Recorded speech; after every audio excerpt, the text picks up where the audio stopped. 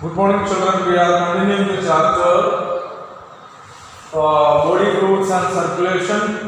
And this module we will be studying two concepts: coagulation of blood or clotting of blood, and the lymph or tissue fluid.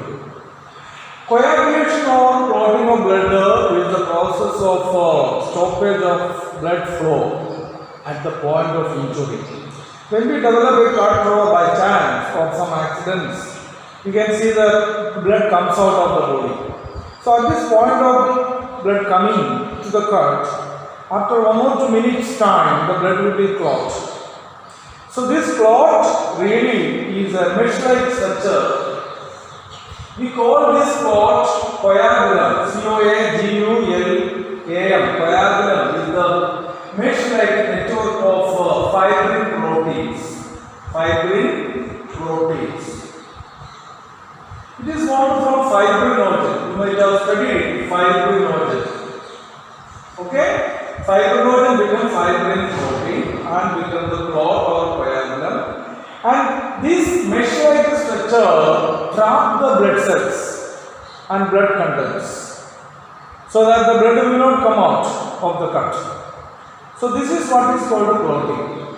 What is the scientific reaction behind the clotting process? While clotting, you can see that inactive fibrinogen in the blood contain inactive fibrinogen, blood plasma contain inactive fibrinogen that will be converted to fibrins directly. Two things it needs. To convert this fibrinogen in the plasma into fibrin mesh or fibrin clot, two things are required. The first is the enzyme thrombin. This enzyme thrombin is formed from inactive prothrombin in the plasma. So inactive prothrombin is converted to active thrombin enzyme active thrombin by another enzyme called thrombokinase. So we can understand in the plasma there is inactive prothrombin that will be converted to active thrombin enzyme by another enzyme in the blood called thrombokinase. It is one factor required for the conversion of fibrinogen into fibrin mesh clot. Another factor we can say platelets. Platelets now at the point of injury or when we get this trauma, when the blood comes out, that creates a trauma in our mind. Or in such fear, the platelets disintegrate or break off and produce certain factors. That factor helps in the conversion of the fibrinogen into fibrin clot. Calcium ions are also required in this process. So platelets releases certain factors like calcium factors, many other factors, and that will favor or promote the conversion of inactive fibrinogen into active fibrin. So this is what is called the clotting of the blood. Once again, during the clotting time, at the point of injury, what is formed? The fibrin mesh or clot is formed. The clot is a mesh-like structure which can trap the blood cells. So the blood cells will not come out through the clot or coagulum. You got this? And you can understand this fibrin mesh clot formed from fibrinogen, inactive fibrinogen present in the plasma. To convert this inactive fibrinogen into active fibrin mesh or clot, one enzyme is required that is called the thrombin enzyme. Thrombin enzyme is formed from prothrombin, inactive prothrombin present in plasma. So the inactive prothrombin in the plasma is converted to thrombin by another enzyme thrombokinase. This is the first factor for clotting the blood. Second factor is form platelets. When we develop this injury and trauma, the platelets disintegrate and produce certain factors like calcium factors.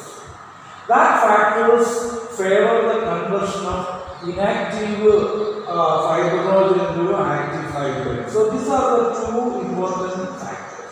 And this fibrin or clot or coagulum is a mesh-like structure which prevent the blood cells and the blood contents from coming out. So it will act as a protective mesh around the cut or wound. You got this idea? Very clear? Very clear.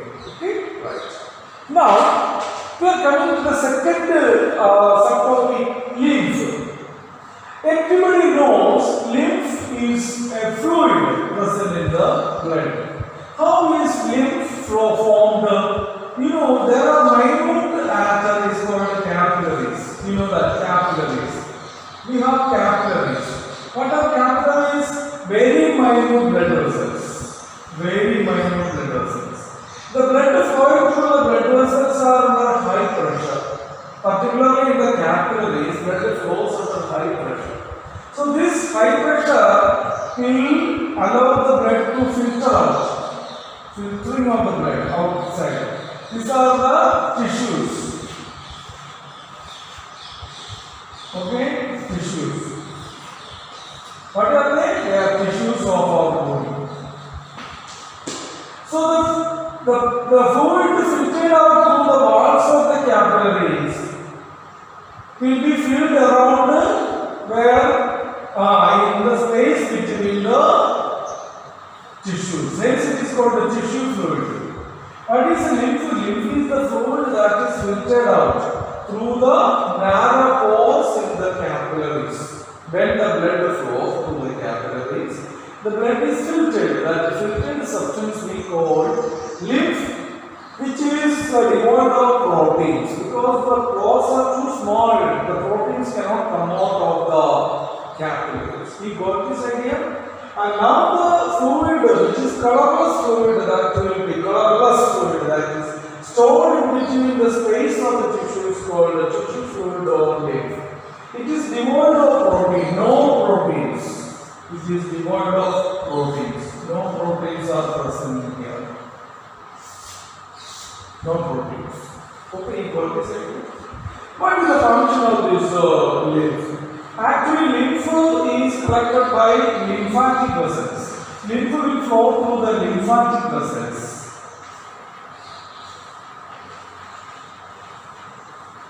Lymphatic vessels. And all the lymphatic vessels together form the veins. There are many veins. Now, from the veins, it is passing through the lacteals. And finally, it will be circulated throughout the body. The lymph also contains fats. Lymph contains fats. So main thing, fats, hormones, enzymes, everything the lymph contains. Sometimes food does, but no proteins. Those proteins are big molecules which cannot be filtered out through the capillaries. You got it? Yes? Now, the lymph contains certain cells called the lymphocytes. LYMPHOCYTES, lymphocytes. Lymphocytes are very important blood cells. There are T lymphocytes and B lymphocytes which produces antibodies which provide immunity. Antibodies can kill the antigen pathogens, thereby strengthening our immune system and protecting our body from the pathogens. So, lymph is a fluid that contains the cells called the lymphocytes, which produces, T lymphocytes, which are two types, B lymphocytes and T lymphocytes. B and T lymphocytes, which we have studied earlier. B and T lymphocytes. This B and T lymphocytes produce what? Antibodies. That will strengthen our immune system and kill the antigen pathogens. So thereby the lymphocytes strengthen our immune system. So we can understand lymph is the fluid that is drained out through the narrow pores in the capillaries. That fluid will fill around the space in the tissues. Hence, lymph is called tissue fluid, which is colorless and no protein molecules. Okay.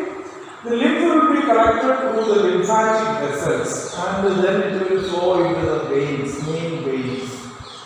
Now the lymph is the fluid that contains fats, hormones, enzymes and cells called lymphocytes. Lymphocytes are of two categories, T lymphocytes and B lymphocytes, which produces antibodies in our body, and antibodies can kill the pathogen. Antigenic pathogens. Such action will strengthen our immune system. So I hope you got this idea. First one is coagulation of blood and second one is lymph. Very clear?